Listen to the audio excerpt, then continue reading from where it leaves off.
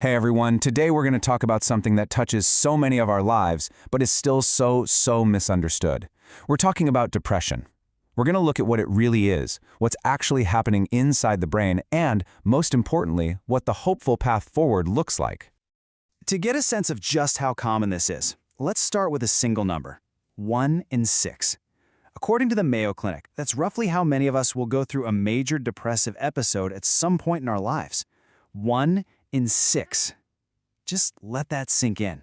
It means if this is part of your story, you are absolutely not alone. And let's just anchor our entire conversation right here in this powerful message from Dr. Craig Psyc. This is so important. Depression is not your fault.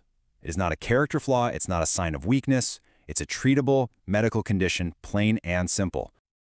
Okay, so first things first, let's get really clear on what we're actually talking about. Because we all throw around the word depressed, but feeling sad and having clinical depression, they are two very different things. You know, sadness is usually a reaction to something specific, right? It comes and it goes. But clinical depression, that's a whole different animal. It's a persistent mood disorder. We're talking about symptoms that hang around for at least 2 weeks and really start to get in the way of your life, your job, your friendships, just your ability to function. And this really shows you just how much bigger than sadness it is. It's not just in your head, it's a whole body experience. Emotionally, yeah, there's sadness, but also this feeling of emptiness or even guilt. Physically, it can mean feeling completely drained of energy or not being able to sleep. Cognitively, it can make it impossible to focus. And then there's the behavioral side, where you might pull away from people and things you used to love. All right, so let's pop the hood and take a look at what's going on inside the brain.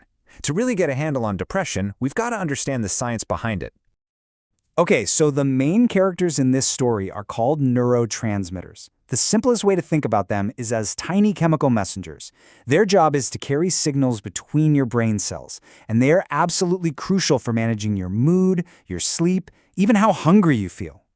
And for a long time, science really focused on these 3 big players. You've probably heard of them. Serotonin, the so-called feel-good chemical, dopamine, which is all about reward and motivation, and norepinephrine, which helps kick in your fight-or-flight response. But here's where the story takes a really important turn. For decades, we were all told this simple story about a chemical imbalance, right? Specifically, that depression was just low serotonin. But it turns out that's a massive oversimplification. As this huge review from 2023 points out, the evidence for that simple idea just isn't there. The real picture is way more complex. So, if it's not just a lack of chemicals, what is it? Well, the way researchers at Yale explain it now is that it's more about the quality of the communication in the brain. Think of it like a bad phone connection. Chronic stress can create a ton of static, making the signals between your brain cells all noisy and just inefficient. And that disruption, that static, that's what scientists now believe is a huge piece of the puzzle. And because the brain science is so complex, it makes total sense that the causes of depression are too.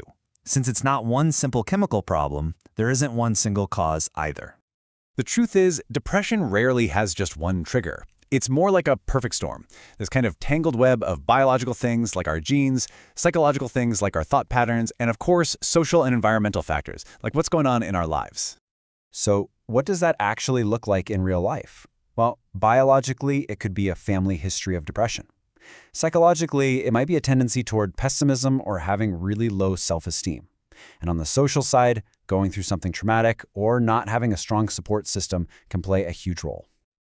Okay, but after all of that heavy stuff, here is the most important part of this entire conversation. Understanding all this complexity isn't meant to scare you. It's actually the key to finding a way through it. And the really good news is that treatment works. It is incredibly effective. I mean, just look at this number from Harvard Health. For people who found a treatment that worked for them and were able to stick with it, an incredible 70% saw their depression go away completely. That's huge. That's not just a number. It's proof that getting better is absolutely possible. So what does that path forward look like? Well, it's usually not just one thing. Think of it more like a toolkit. You've got psychotherapy, like CBT, which is amazing for learning how to challenge negative thoughts. You've got medication that can help get the brain's communication back on track. And you have lifestyle changes, like exercise and sleep, that build a super strong foundation for everything else.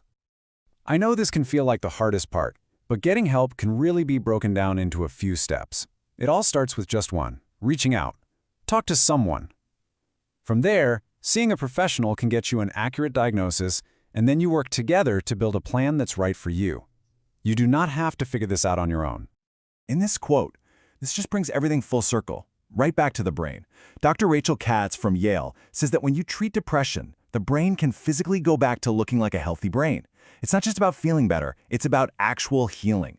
It's about clearing out that static and letting those signals run clear again. So, as we wrap up, I just want to leave you with this question. It doesn't have to be some huge monumental thing.